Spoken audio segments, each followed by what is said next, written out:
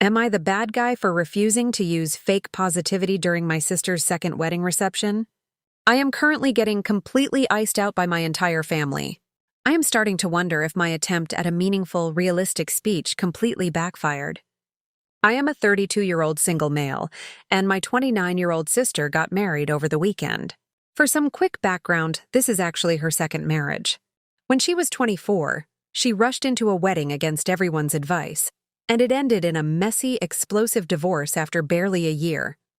Since then, my family has adopted this bizarre rule where we completely pretend it never happened. I always thought that was weird, because avoiding the past doesn't teach you anything about better decision-making. At the reception, I was asked to give a speech. Nobody gave me any specific restrictions or a script. They just told me to say a few nice words.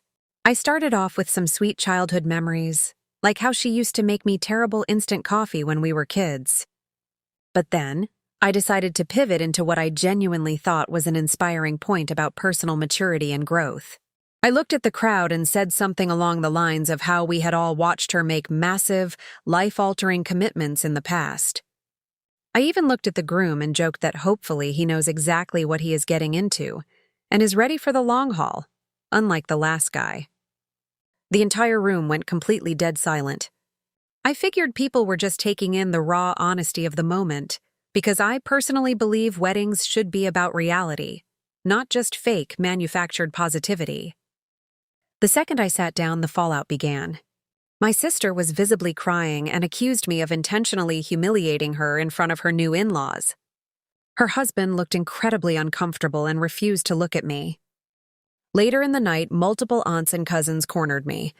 They told me I was completely inappropriate and that a wedding reception was the absolute last place on earth to bring up someone's past divorce. I tried to explain that I was actually complimenting her journey and highlighting the seriousness of marriage, but that just made everyone angrier.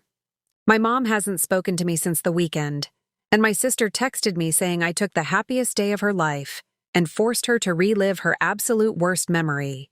Maybe my phrasing wasn't 100% perfect, but I still believe that erasing history is dishonest. Am I wrong for bringing a little bit of reality to a wedding speech?